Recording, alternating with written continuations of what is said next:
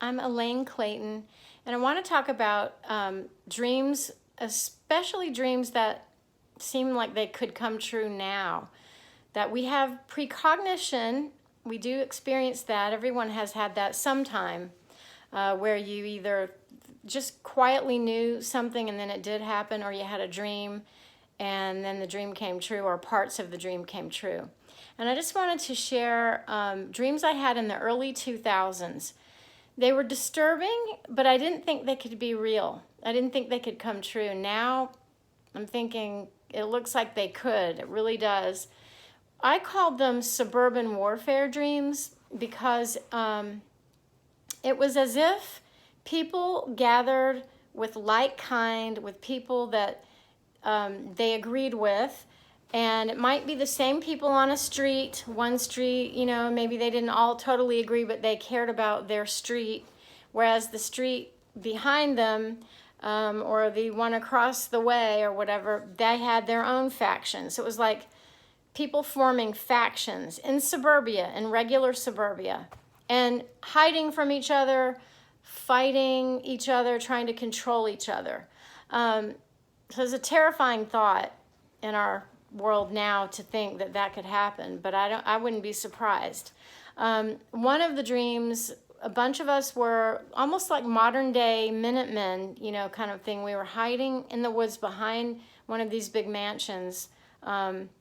People seem to take those big houses that we see getting built for the last 20 years, those giant houses, and more than one family lives in those houses in this kind of these dreams that I had. So it'd be like maybe 4 or 5 families occupy one house and kind of hunker down in that house together.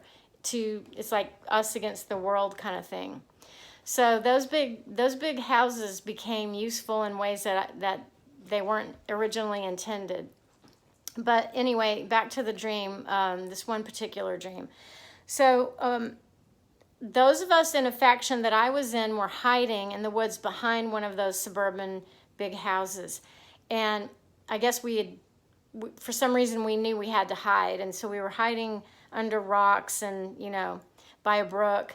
And we could hear someone approach. And when the person came, I was able to see who he was. I didn't know who he was, but he was just like regular guy, blue button down and khakis, and maybe in his 40s. And he said, come out from your hiding place, or you will be in violation of the United States government. And those of us hiding whispered amongst each other, what if he is with the government? What if he is? We don't want to break the law. We don't want to go against the law, really. Maybe we should go ahead and identify ourselves, step out and identify ourselves. And others amongst us said, no, he's from the other faction. He's just trying to trick us. He's going to lure us out, and then the other street will take over, and then they'll have our house that we've been, hiding in, or dominating or whatever. Our territory would be taken over, and who knows what else could happen. And so other dreams were that when factions felt hungry because they were looking for food, or they didn't have a place to live, they got run out of their territory, they would surround a house. And in this other dream, I was in the house, and they surrounded the house and just stared into the windows to intimidate. They weren't violent, but they were trying to intimidate the people in the house to almost go insane with this frightening thing, and to maybe offer them food or money or whatever it was they wanted, or I don't know. It was just really creepy and scary. And so anyway, when I woke up from these dreams, each time I would say that they can't be real, but they felt so real. They felt like psychic dreams. They felt like dreams I'd had in the past that were real, or that ended up becoming real. There was a quality about the dream that was, a little bit more than just a regular dream. Now, you can still psychoanalyze or you use a Jungian approach for your dreams and understand them. They're multidimensional, so they can be precognition, and they can also serve us by understanding the psychology behind them. So I also looked at those dreams in that way too. But they had that other feeling. Yet I couldn't believe that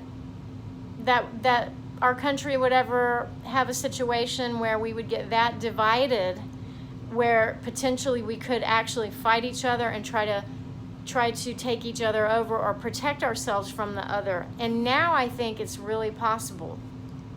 Sadly, it's possible. I hope not. I hope not. I hope it was just a dream. But what I wanted to say was, now is a really good time to pay attention to dreams, to dream journal, maybe use stream drawing so that you're kind of having that stream of consciousness flow during your waking hours, so that you become more consciously aware of quiet knowing that may arrive to you, or of processing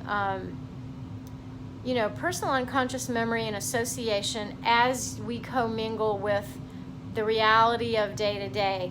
There are ways in which we can prepare ourselves, or at least feel consciously aware of how we feel about those things happening, instead of just reacting to the violence or the need for social change, or the crazy stuff with the election coming up, and the pandemic, not to forget the pandemic. There are so many things pressuring us now, that being conscious and consciously aware of how we feel and what we think is really centering and really healthy. And dreams do that, and stream drawing does that too. But I would recommend keeping a dream journal right now, and also write down any dreams you had a long time ago, even from childhood. Write down any dreams that you remember that stood out. They may serve you in some way now. We're going through so much change that the more awareness and the more understanding we have from the inside out, the more we're able to respond to others in a compassionate way, and maybe avoid some of what could be really, really not good. So anyway, I hope my dream isn't true. Those dreams that I call suburban warfare dreams, I hope we don't come to that. We kind of are already politically divided and all that, but I hope that we will do better than that, and come out of this safe and live comfortably as best we can, and help others to live comfortably. And that's my message for now. ElaineClayton.com.